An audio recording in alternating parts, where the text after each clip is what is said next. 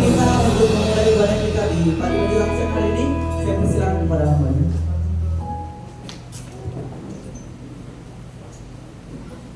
Sebelum kita mulai ibadah kita berdoa. Benar Bapa, Engkau yang layak dipuji, Engkau lah yang paling layak kami tinggikan Bapa. Bapa di surga, hari ini Bapa, kami segenap pemuja-pemuja pengikut-Mu Bapa, hendak memuliakan, menyatakan syukur dan menyanyikan pujian-pujian Bapa, agar nama Bapa memang benar-benar dibesarkan di dunia ini Bapa, dan Bapa yang paling layak kami muliakan. Bapa di surga, kami Bapa hendak melaksanakan ibadah ini Bapa. Engkau lah yang kami muliakan. Dan kini Bapa, kami memohon berkat-Mu Bapa, berkati kami segenap jemaat ini di roh kalang Bapa. Pakai kami Bapa menjadi alat sebenar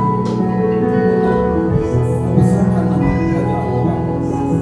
Bapa di surga, kemanapun Bapa yang kini juga belum bisa hadir pada hari ini Bapa, Engkau yang mengiringi mereka untuk tangan penasihat-Mu Bapa, jika mereka dalam keadaan sakit, dan juga Bapa mengiringi dan pakai kami dalam ibadah ini Bapa.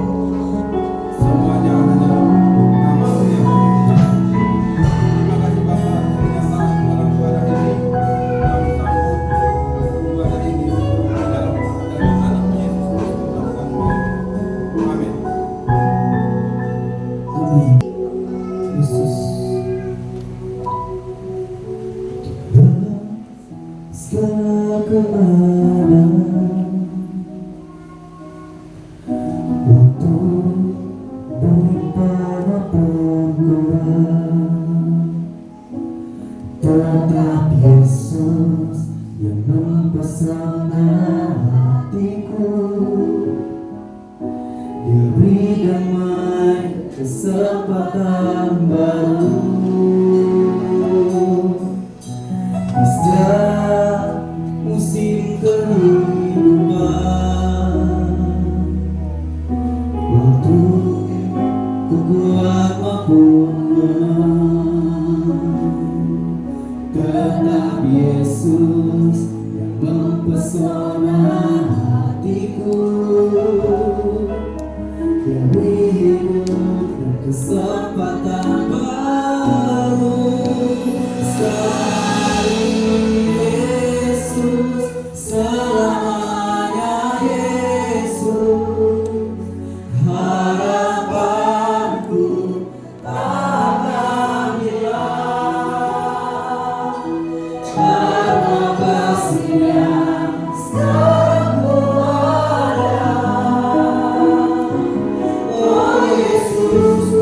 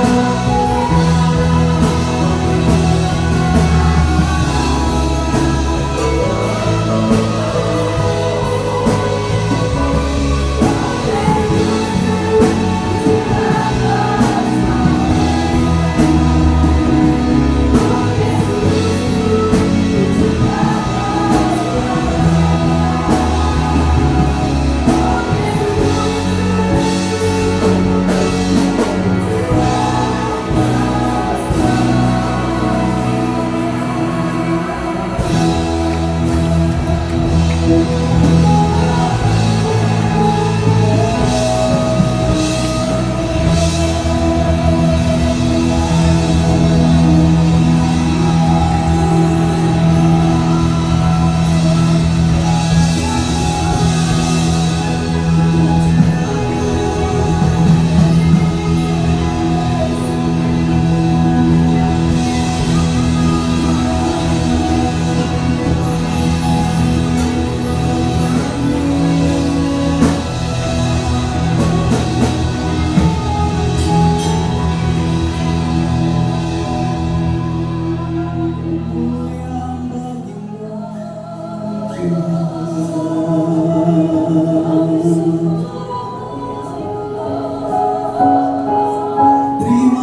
kasih Bapa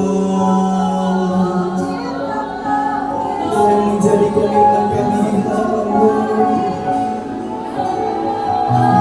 Kami anak-anak-Mu datang di hadapan-Mu dengan penuh kerinduan.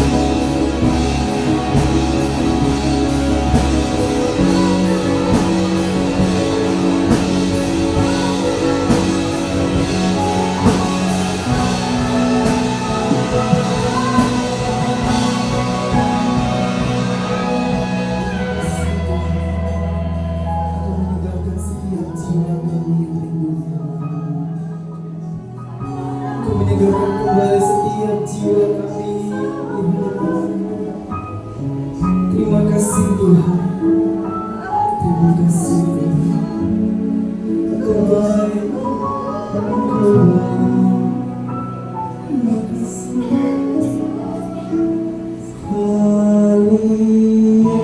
Yesus, selamanya Yesus, harapanku takkan hilang. Inilah komitmen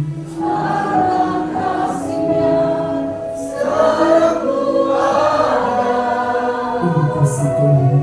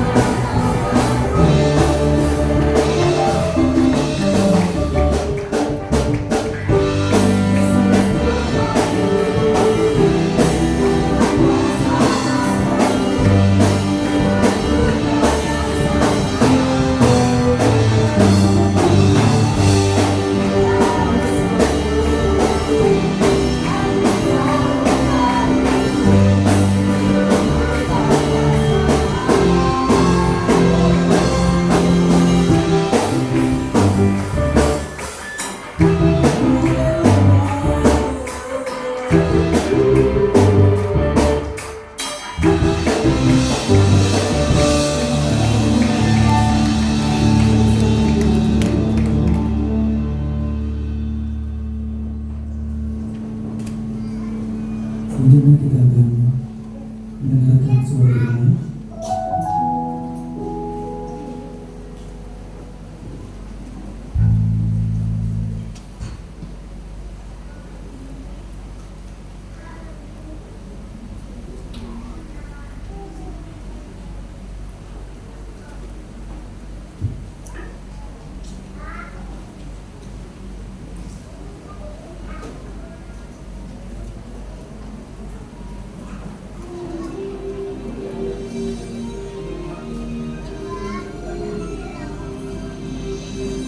Shalom kerajaan.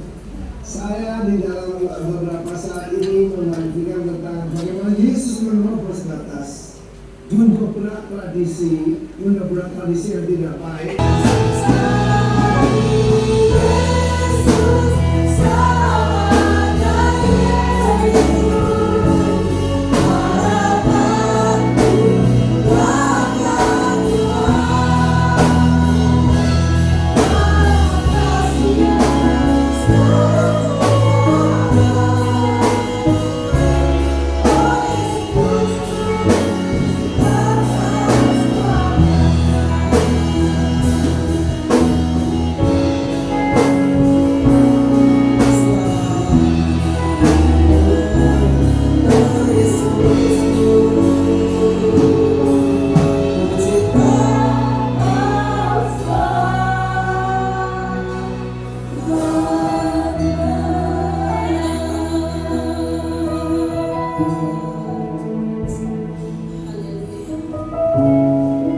Mari tenangkan hatimu di hadapan Tuhan.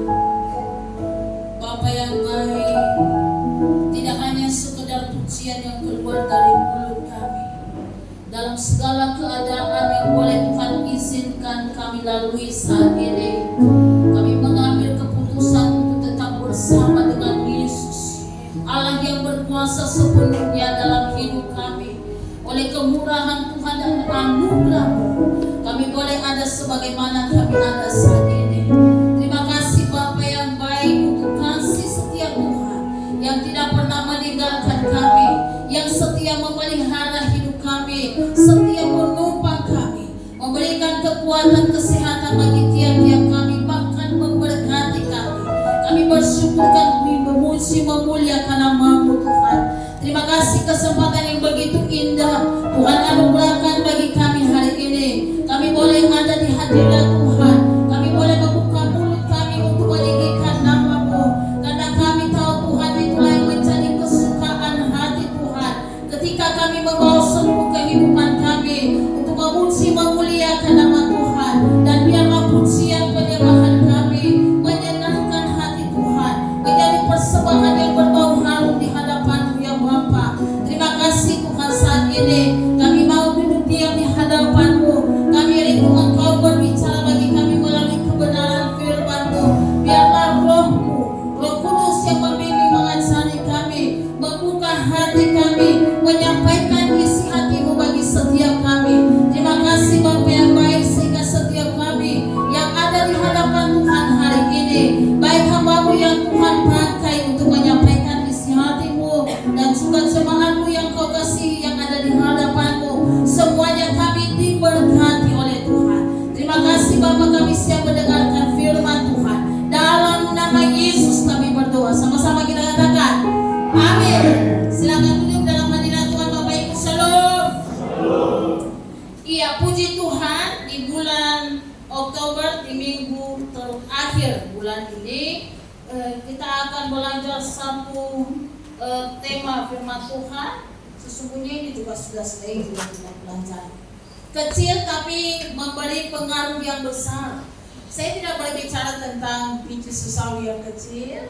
Saya juga tidak berbicara tentang ragi yang mungkin itu kecil atau sebuah lilin yang kecil. Bapak Ibu, hari ini kita akan belajar kepada satu pribadi yang kecil tetapi memberikan pengaruh yang luar biasa, pengaruh yang besar.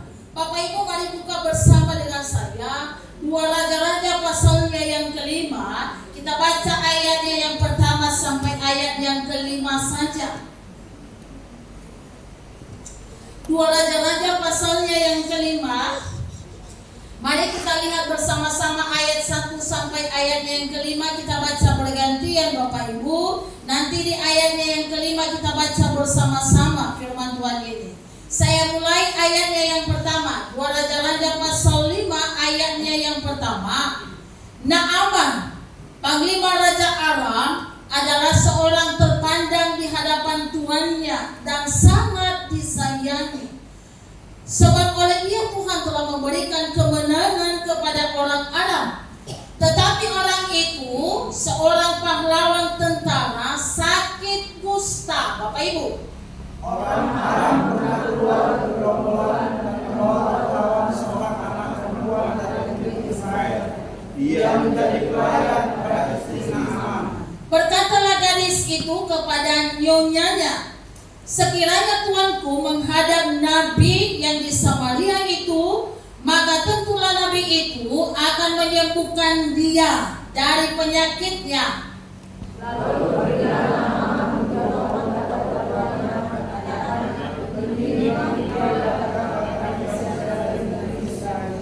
Sama-sama, maka sahabat Raja Aram, baik, pergilah, dan aku akan mengirim surat kepada Raja Israel. Lalu pergilah Naaman dan membawa sebagai persembahan 10 talenta perak.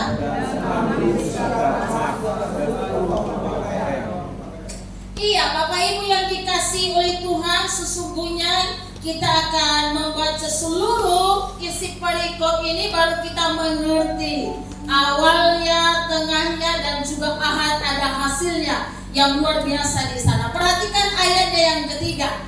Sesungguhnya dimulai ayat yang kedua ya. Berkatalah gadis itu kepada nyonyanya, sekiranya tuanku menghadap nabi yang di Samaria itu, maka tentulah nabi itu akan menyembuhkan dia dari penyakitnya. Bapak Ibu yang dikasihi oleh Tuhan, kisah tentang gadis kecil yang tertulis di dalam Alkitab, di dalam kisah yang barusan kita baca, sesungguhnya ini pelajaran yang sangat-sangat luar biasa, bisa yang menjadi pelajaran yang berharga bagi setiap kita, yang perlu disampaikan bagi setiap orang yang percaya saat ini. Kenapa? Karena kalau kita memahami kebenaran firman Tuhan ini atau kisah ini bisa memberikan dorongan bagi setiap kita orang percaya. Bahkan yang menganggap dirinya saat ini tidak penting dalam masyarakat, menganggap dirinya itu rendah, menganggap diri tidak dihargai, status sosialnya rendah. Sering sekali seperti itu. Tapi kita belajar dari gadis kecil ini, walaupun yang kecil bukan hanya berbicara kecil Bapak Ibu, dia seorang budak yang sesungguhnya juga tidak punya hak untuk berbicara, apalagi kepada tuannya, ya. Dan tidak hanya sekedar budak, dia seorang tawanan Raja Aram, ya orang Israel. Tapi kita lihat dari kisah yang luar biasa itu, kita melihat keberaniannya yang luar biasa menyampaikan kebenaran. Nanti kita akan belajar lebih lanjut Bapak Ibu. Bapak Ibu yang dikasihi oleh Tuhan, orang percaya, atau kita tidak boleh meremehkan. Kali lagi ya, kita tidak boleh meremehkan nilai atau kehadiran orang percaya di dunia ini, di mana mereka ditempatkan oleh Tuhan. Sekali lagi, jangan juga kita menganggap diri kita rendah, jangan menganggap minder diri, jangan minder karena mungkin status sosial kita tidak seperti orang lain. Dan juga jangan meremehkan kehadiran orang percaya, ya, di mana dia berada saat ini. Ini pelajaran penting bagi kita. Kita belajar dari kehidupan gadis kecil ini, bahwa ketika kita belajar ini bisa membuka mata pemahaman kita, sehingga kita bisa melihat dengan jelas, ya, kita lihat dengan jelas tujuan yang diberikan Tuhan dalam kehidupan seseorang, dalam kehidupan kita. Bapak Ibu perlu kita ingat bahwa orang-orang percaya kepada Tuhan adalah orang-orang yang istimewa. Amin. Amin. Nah, yakinkan dirimu, saya ini orang yang istimewa. Dulu ada jam sekolah minggu dulu, ya kan? Mungkin nggak tahu masih tahu atau sudah berubah apanya. Aku istimewa, kamu istimewa, Tuhan ciptakan kita sangat istimewa. Jadi itu anak-anak sudah tahu itu bahwa mereka itu istimewa di hadapan Tuhan. Nah kita pun sebagai orang percaya, ya, kita istimewa di hadapan Tuhan. Dan Tuhan tempatkan kita di satu tempat dengan tujuan khusus, Bapak Ibu. Nah ini sangat-sangat luar biasa ya, lagu yang barusan kita nyanyikan tadi, dalam segala keadaan. Mudah-mudahan itu tidak hanya sekedar pujian ya. Sekali Yesus, tetap Yesus, ya kan? Dan ini loh anak gadis ini, dia ada di Israel, dia sudah mendengarkan Yesus. Tapi walaupun dia ditawan, dibawa saat ini ke Aram, Bapak Ibu yang dikasih oleh Tuhan, tidak merubah imannya. Imannya tidak goyah. Itu sekali Yesus, tetap Yesus dimanapun dia ada. Sekalipun ditekan, sekalipun ada di tengah-tengah masalah, itu luar biasa ya Bapak Ibu. Di masa sukses ataupun gagal, dimanapun orang percaya berada, bukan tanpa tujuan apapun. Sekali lagi, walaupun kita sukses ataupun gagal, ya, di mana Tuhan tempatkan setiap kita, ingat bukan tanpa tujuan, tapi Tuhan punya tujuan di sana, ya. Tuhan izinkan kita mengalami pengalaman baik. Tuhan izinkan kita mengalami pengalaman buruk. Untuk apa Bapak Ibu? Supaya kita bisa bersinar untuk kemuliaan namanya. Ya, tidak selamanya pengalaman baik yang kita rasakan atau yang kita terima, tidak selamanya juga pengalaman buruk. Semua bisa Tuhan izinkan. Saya renungkan tadi, lalu ketika merenungkan ini sambil minum kopi, saya itu suka minum kopi hitam. Dulu nggak pernah suka minum kopi hitam, kan gitu ya, tanpa gula. Jadi semenjak menikah sama bapak, saya nggak tahu saya itu suka minum kopi hitam tanpa gula. Jadi saya bilang sama bapak, saya nggak tahu kenapa sekarang setelah menikah sama bapak ini kok kopi hitam pula tanpa gula. Itu berarti hidupku sekarang lebih baik daripada dulu. Sambil ketawa kan gitu ya. Lalu saya renungkan seperti ini, Bapak Ibu, kita tidak bisa menceritakan kepada seseorang kalau rasa kopi yang hitam itu pahit, kalau kita tidak pernah merasakannya, ya. Juga kita tidak bisa menceritakan kepada orang, sekarang kita baru melihat gula, ya, warnanya putih. Tapi kita tidak pernah bisa menceritakan sama orang bahwa itu gula itu rasanya manis kalau belum pernah kita rasakan. Jadi dalam hidup ini Tuhan izinkan pengalaman baik, pengalaman buruk juga Tuhan izinkan supaya kita bisa bersinar untuk kemuliaan nama Tuhan. Bapak Ibu yang dikasihi oleh Tuhan, firman Tuhan ini menceritakan tentang Naaman, seorang yang besar, kuat dan juga berkedudukan tinggi, Raja Aram. Naaman ini sakit kusta. Jadi siapapun orangnya, apapun pangkatnya, kalau sudah diserang oleh penyakit ini, ya, kalau sudah diserang oleh penyakit ini pasti dijauhi banyak orang. Amat terlebih di tengah-tengah atau di kalangan orang Ibrani, ya, penyakit kusta itu dianggap najis, dianggap berbahaya dan harus ini disingkirkan, ya. Orang-orang yang mengalami penyakit ini diasingkan dari masyarakat. Tidak boleh ada orang yang bersentuhan dengan dia. Dan dikatakan dulu ini termasuk penyakit yang sulit untuk disembuhkan. Tapi kita lihat dari kisah ini, ya, Bapak Ibu yang dikasihi oleh Tuhan, sekalipun itu penyakit yang sulit disembuhkan, tapi kalau sudah datang kepada Allah yang berkuasa, ternyata tidak ada satu penyakit yang tidak tersembuhkan dalam nama Yesus. Jadi hari ini kalau ada di antara kita yang mungkin sampai saat ini juga belum sembuh, asalkan engkau percaya nama Yesus, nama yang berkuasa itulah yang menyembuhkan. Bapak Ibu, kita lihat kisahnya, ya, dalam firman Tuhan ini datang pelayan istri Naaman ini, seorang gadis kecil, budak tawanan dari bangsa Israel, jajahan alam saat itu. Dia mengabarkan berita sukacita bahwa Naaman itu bisa sembuh jika ia percaya kepada Tuhan, kepada Allah Israel melalui nabi yang ada di Samaria. Dan kita lihat akhir dari kisah itu.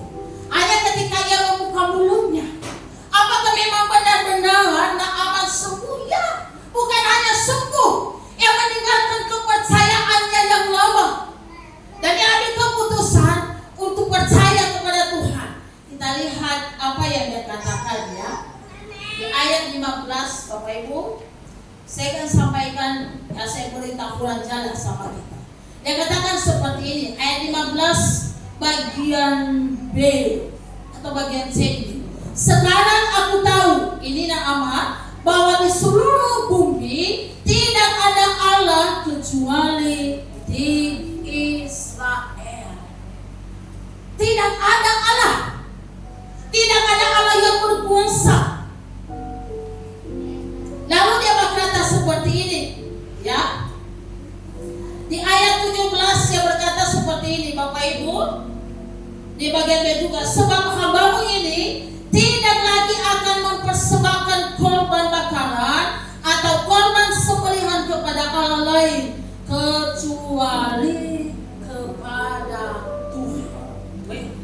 Raja yang tadinya tidak mengenal Allah yang hidup, yang tadinya tidak percaya kepada Yesus, yang tadinya mungkin hidupnya menuju kebinasaan, tapi saat ini ia ambil keputusan, yang percaya kepada Yesus sepenuhnya, yang percaya kepada Allah, Allah yang disembah oleh Abraham, Ishak dan Yakub. Kenapa, Bapak Ibu? Dimulai dari sikap anak kecil ini yang membuka mulutnya untuk menceritakan tentang kehebatan Allah yang ia sembah. Itu yang luar biasa, Bapak Ibu yang dikasihi oleh Tuhan. Sering sekali kita merasa rendah, sering sekali kita merasa tidak percaya diri untuk bersaksi dan memberitakan Injil. Seringkali, aku tidak layak. Apalagi Bapak Ibu dalam situasi atau di bawah tekanan, ya, di bawah tekanan orang. Apalagi bersaksi kepada orang yang mungkin lebih terhormat dari kita, lebih hebat dari kita, status sosialnya lebih dari kita. Kita merasa malu, merasa minder, kita tidak berani. Nah, ini kisah gadis kecil ini mendorong kita, memberikan pelajaran, memberikan teladan yang baik bagi kita. Kalau di bulan ini Tuhan mau orang-orang percaya itu menjadi agen perubahan. Bagaimana mungkin ada orang yang diubahkan kalau kita tidak berani bersaksi? Apa ini? Itulah. Tidak mungkin ada orang yang bisa berubah. Untuk itu setiap kita, walaupun mungkin masyarakat biasa, rendahlah, status sosial kita tidak seperti orang-orang lain, jangan malu untuk menyaksikan kuasa Tuhan. Jangan malu untuk memberitakan kebenaran. Jangan malu untuk menceritakan pengalaman rohani kita bersama dengan Tuhan. Mungkin saja ada orang hebat di negeri ini yang mendengarkan kesaksian kita. Dari kesaksian yang sederhana itu mereka dijamah oleh Roh Kudus dan mengambil keputusan untuk percaya kepada Tuhan. Mereka diselamatkan Kenapa? Karena kita membuka mulut kita untuk bersaksi, untuk menceritakan pengalaman kita bersama dengan Tuhan.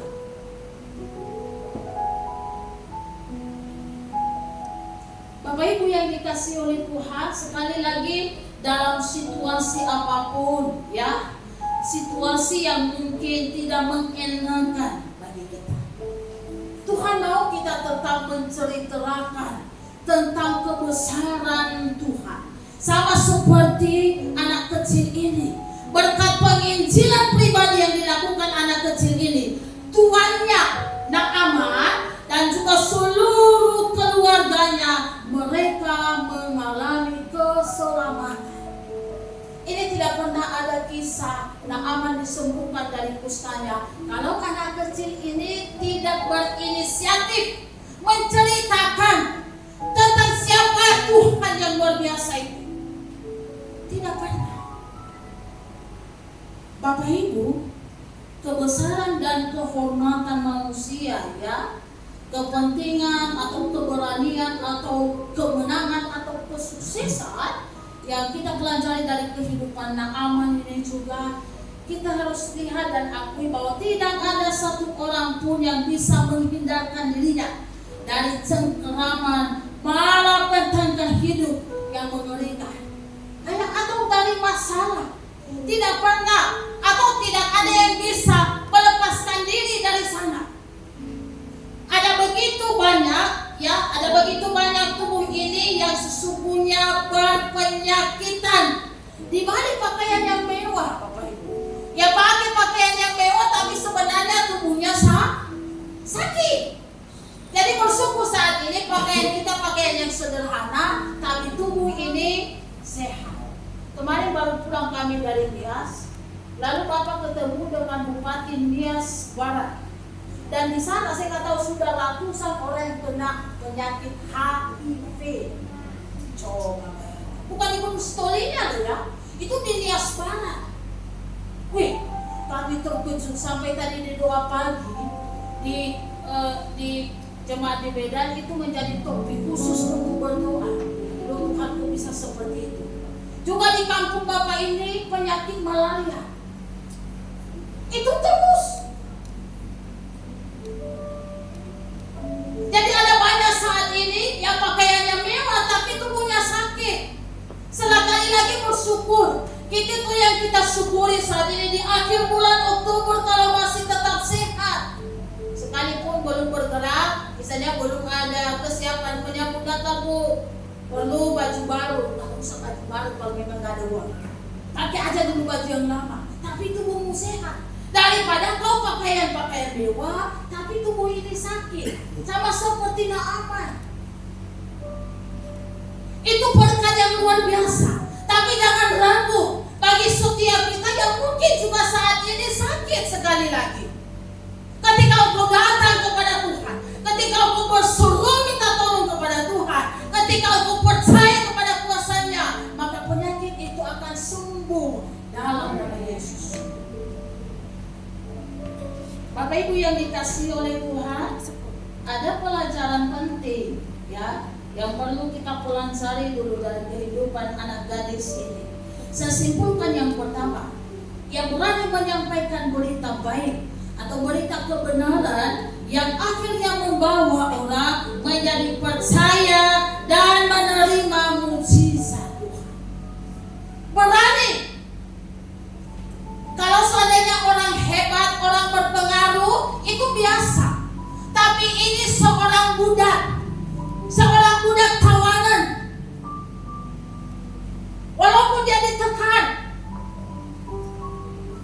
tapi ini adalah keberaniannya yang menyampaikan berita yang baik yang sudah dia alami. Dia tidak simpan, Bapak Ibu. Dia tidak hanya menikmati sendiri kebaikan Tuhan itu. Dia ingin orang lain menikmatinya. Dia menyampaikannya kepada nyonyanya. Saat ini berapa kali kita mendengarkan berita yang baik, kan? Berita tentang kehebatan Tuhan bahkan sampai kita mengalaminya. Sudahkah kita berani menceritakan itu kepada orang lain? Sudahkah kita berani menceritakan kepada teman kita, kepada sahabat kita, kepada tetangga kita, sukacitanya dalam diri kita. Bapak Ibu yang dikasihi oleh Tuhan, ini mengingatkan setiap kita bahwa kekuatan kesaksian itu dampaknya begitu luar biasa. Kata-kata gadis muda ini yang dia ucapkan dengan tulus, dengan penuh keyakinan, menghasilkan hasil yang luar biasa, memberikan hasil yang ajaib. Sekalipun suara orang kecil, kan? Ketika yang membuka mulutnya menyampaikan kebenaran dengan tulus, ternyata ada hasil yang luar biasa. Bapak Ibu, jangan katakan ya mungkin saat ini kita ada dalam tekanan, ada dalam masalah, ada dalam kesulitan, tapi jangan sampai itu membuat kita berhenti menceritakan kebaikan Tuhan. Anak kecil ini dia Anda, ya, di tengah-tengah keluarga yang justru memusuhi dia. Saya belajar kisah para rasul-rasul pada waktu dulu, ketika mereka telah mengalami Tuhan dan mereka gencar memberitakan kebenaran firman Tuhan, menceritakan tentang Yesus, berita Injil itu. Sampai apa yang mereka lakukan, Bapak Ibu, apa yang mereka alami? Mereka berapa kali dihalangi, dilarang untuk menyampaikan berita Injil. Nanti tampilkan dulu Bang Kak Debbie di kisah para rasul pasalnya yang kelima. Kita akan lihat apa yang mereka lakukan, Bapak Ibu yang dikasihi oleh Tuhan. Kisah para rasul pasalnya yang kelima di ayat 40. Ikuti ya sampai 42 ini, ya kan? Ayat 40 dikatakan seperti ini. Kisah para rasul pasal 5 ayat 40. Mereka memanggil rasul-rasul itu, lalu menyesal mereka dan melarang mereka mengajar dalam nama Yesus. Sesudah itu mereka dilepaskan. Mereka dilarang. Tapi lihat Bapak Ibu di ayat 41, rasul-rasul itu meninggalkan sidang mahkamah agama dengan gembira. Walaupun mereka ada dalam tekanan, tapi lihat mereka tetap bersuka cita karena mereka telah dianggap layak menderita penghinaan oleh karena nama Yesus. Ayat 42, kita baca bersama-sama 2, 3. Dan setiap hari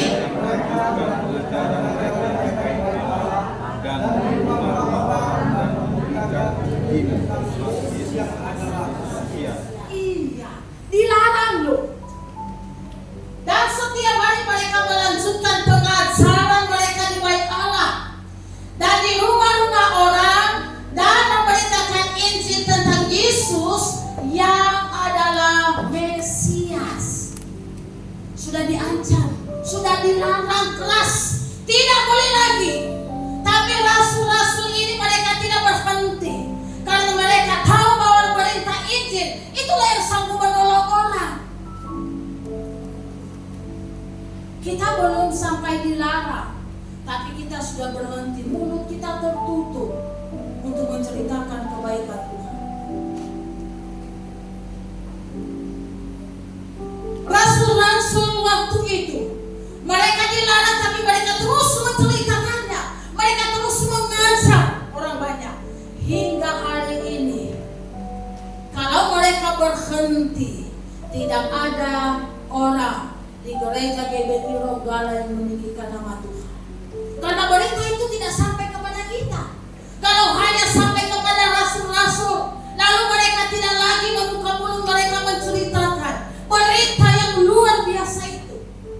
Jadi tidak akan pernah ada orang yang berubah juga kalau kita tidak berani, Bapak Ibu. Dibutuhkan keberanian. Ya mungkin kalau seandainya ya kita sudah mengalami, ada banyak pengalaman rohani bersama dengan Tuhan, tapi kita tidak pernah membaginya kepada orang lain. Bagaimana mungkin orang lain bisa diberkati?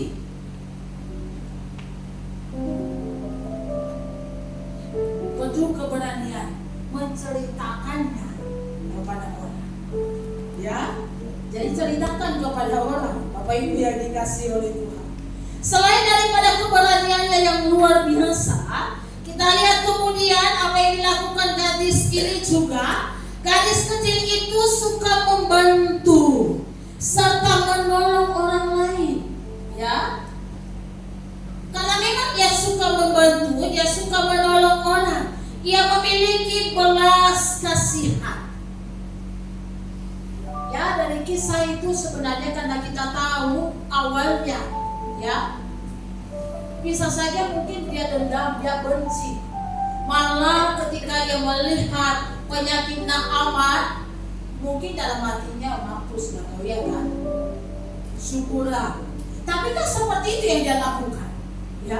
Karena ia memiliki belas kasihan, yang membantu, yang menolong orang. Itu juga yang Tuhan kehendaki bagi setiap kita. Sikap yang suka membantu, sikap yang suka menolong orang lain, ini merupakan sikap nyata, sehingga istri Naaman diyakinkan untuk memberitakan kebenaran Allah tentang kuasa, tentang mukjizat Tuhan yang sanggup menyembuhkan suaminya. Yesus selama dia ada ya di tengah-tengah dunia ini, kalau kita baca firman Tuhan dikatakan selalu ketika ia jalan, ya kan, tergerak hatinya oleh belas kasihan. Oleh belas kasihan tergerak hatinya oleh belas kasihan. Bapak Ibu, tidak pernah ada dampak yang kita lakukan kalau seandainya kita tidak bertindak untuk membantu, untuk menolong orang lain. Walaupun kita tahu orang tersebut membutuhkan pertolongan. Makanya di kitab Galatia pasal 6 dikatakan seperti ini. Galatia pasal 6, ya, Tuhan katakan kepada setiap kita, yang berkata seperti ayatnya yang kedua, bertolong-tolonganlah menanggung bebanmu. Bertolong-tolongan menanggung bebanmu. Demikianlah kamu memenuhi hukum Kristus. Kita bertolong-tolongan menanggung beban, saling membantu, saling menolong di antara kita. Lalu dia katakan di ayat yang ketiga, sebab kalau seorang menyangka bahwa ia berarti padahal ia sama sekali tidak berarti, ia menipu dirinya sendiri. Kita menganggap diri kita ini berarti, padahal sebenarnya tidak ada artinya. Karena kita tidak pernah menolong, kita tidak pernah membantu. Hidup ini berarti ketika kita menolong, ketika kita membantu orang lain, baru ada artinya. Lalu di ayat 4 dia katakan, baiklah tiap-tiap orang memuji pekerjaannya sendiri. Kita lihat nih, sudahkah kita, ya, melakukan seperti yang Tuhan mau, memuji apa yang kita kerjakan, apa yang kita lakukan, Bapak Ibu, ya. Lalu katakan, maka ia boleh bermegah melihat keadaannya sendiri dan bukan melihat keadaan orang lain. Kalau kita sudah melakukan seperti yang Tuhan mau, barulah mungkin kita bermegah. Maksudnya bermegah ya kita bersyukur, kita bangga, terima kasih Tuhan, aku mampu, atau Tuhan memampukan saya untuk bisa membantu orang.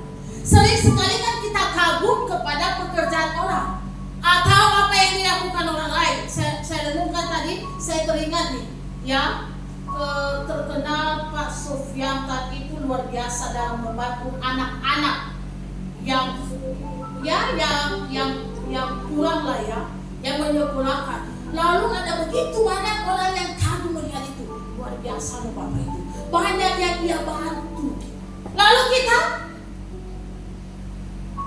hanya kagum, luar biasa Bapak itu. Lalu kapan kita mau membantu orang, Bapak Ibu? Mungkin tidak seperti Bapak itu.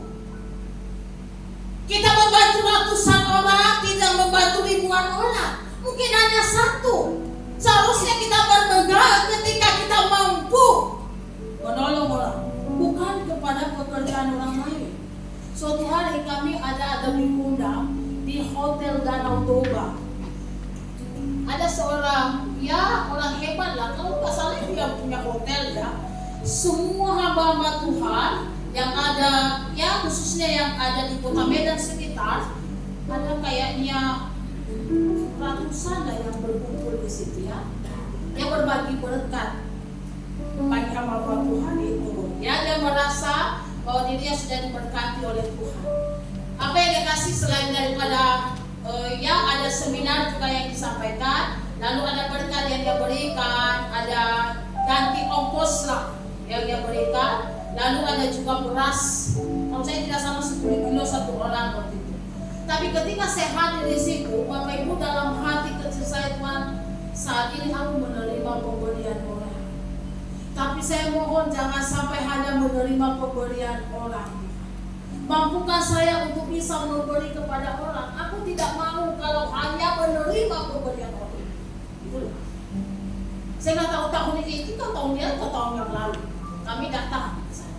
Yang memberikan undangan itu, kalau Bapak Ibu kenal pendeta John Gillis, Sidabukan, dia lah yang memberikan undangan itu bagi kami. Karena mereka kan akrab dengan Pak Gembala. Kami datang ke sana, tapi itu doa saya. Sering sekali kita puas dengan hanya pemberian orang. Seharusnya kita bangga ketika kita melakukan apa yang Tuhan mau. Itu yang harus kita syukuri, karena itu bukan kekuatan kita sendiri. Ya kan? Jadi gadis kecil ini yang membantu justru orang yang menekan dia, orang yang menawan dia, yang seharusnya ya bisa timbul rasa amarah, kebencian di hati. Tapi ia membantu, ia menolong keluarga ini, ia memperkenalkan Yesus kepada keluarga ini. Itulah yang Tuhan rindukan bagi setiap kita anak-anak Tuhan. Ya, di dalam Kisah Matius 9 ayat 13 saya katakan, jadi pergilah dan pelajarilah arti firman ini, yang kukehendaki adalah belas kasihan dan bukan persembahan. Belas kasihan. Ada begitu banyak orang yang belum mengenal Tuhan. Belum mengenal Tuhan. Sekalipun KTP-nya Kristen, tapi belum hidup sungguh-sungguh di dalam Tuhan. Perlu berita yang sesungguhnya kita sampaikan kepada mereka. Kemudian Bapak Ibu yang dikasih oleh Tuhan, ini yang terakhir. Yang terakhir yang kita lihat, yang dimiliki oleh perempuan yang kecil ini, ia memiliki iman yang kuat. Sekali Yesus, selamanya Yesus, harapanku takkan hilang, karena kasih-Nya padaku ada. Oh Yesusku, ku cinta Kau selamanya. Benar enggak seperti itu? Tapi lihat anak gadis ini, sekali ia percaya kepada Yesus, dimanapun dia ada, sekalipun ditekan, sekalipun dia ada orang yang ada di sekelilingnya, orang-orang yang tidak seiman dengan dia, tapi imannya tidak pernah goyah di dalam Yesus. Justru imannya mempengaruhi orang-orang yang ada di sekelilingnya, sehingga orang-orang itu mengenal Allah yang dia sembah. Itulah yang Tuhan kehendaki bagi kita. Tidak hanya sekedar nyanyian sekali Yesus, selamanya Yesus, tapi ketika berbeda kawan kita, justru iman kita juga sudah goyah, ikut pengaruh dunia ini. Apalagi ketika kita ada dalam kesulitan, ada dalam masalah, kita mulai ragu kepada pertolongan Tuhan. Bisa saja anak perempuan ini, Tuhan, di mana yang pertolonganmu? Kenapa Tuhan izinkan saya ada ditawan di sini? Tapi di mana dia tetap ada, dia tetap bersyukur kepada Tuhan.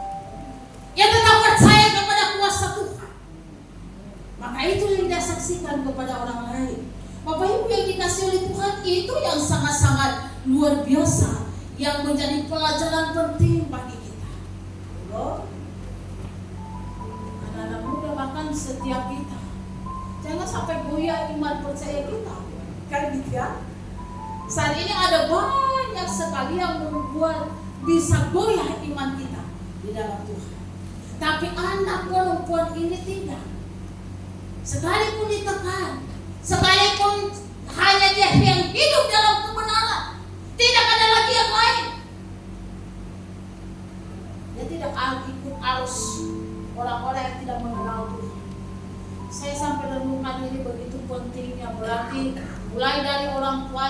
orang Israel itu dalam mendidik anak mereka tentang kebenaran firman Tuhan, memang kita harus akui, kita harus belajar dari mereka.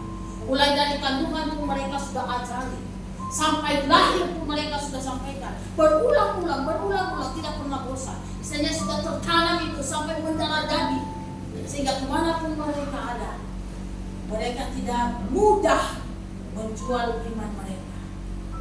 Kadang itu yang lalai kita sebagai orang percaya saat ini.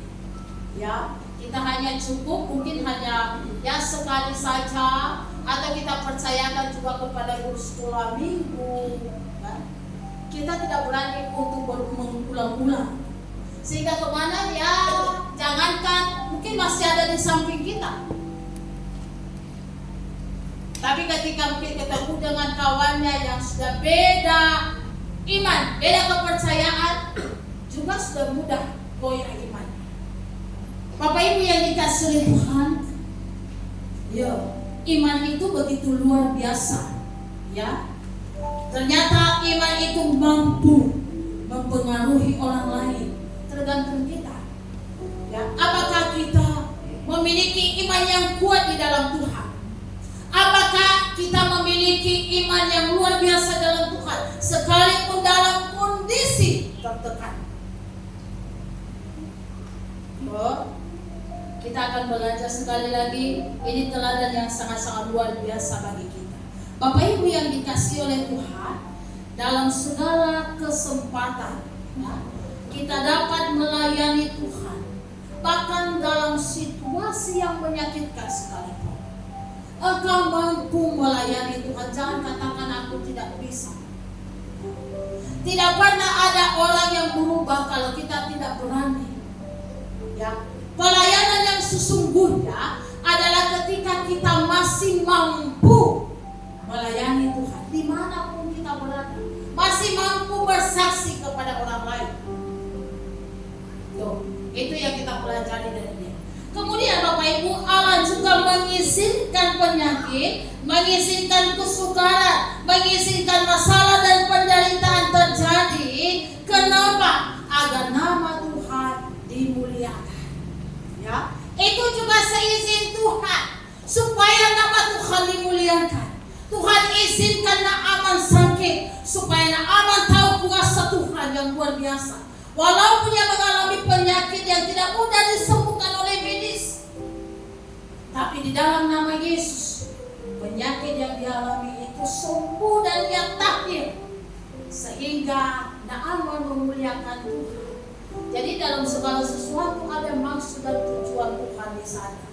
Bapak Ibu, kemudian yang penting, kesimpulan yang terakhir, lakukan hal yang kecil dan setia.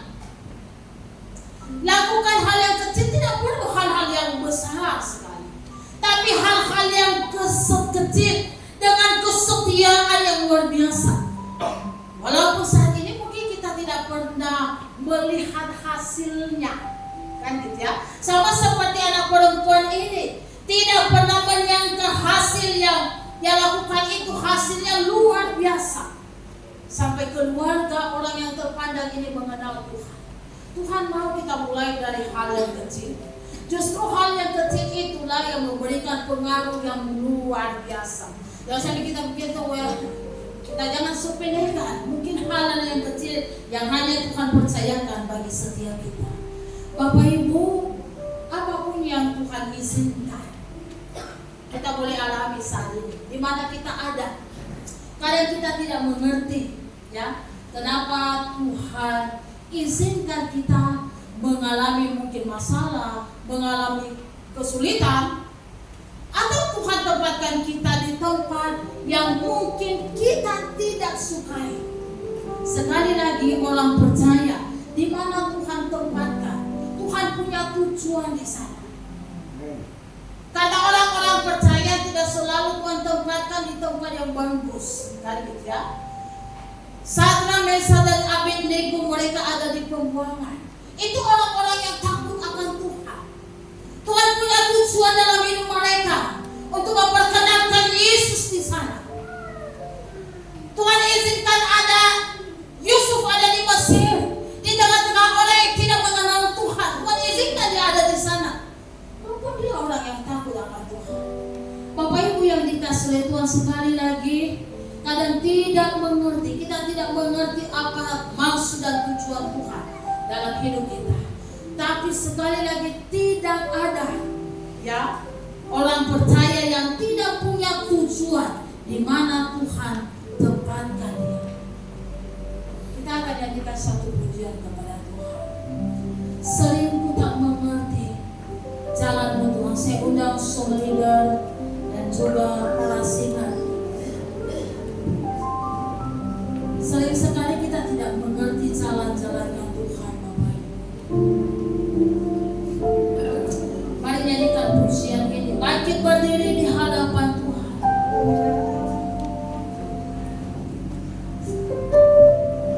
Terima kasih Tuhan. Kadang kami tidak mengerti rencana-Mu, jalan yang Tuhan izinkan boleh kami lakukan.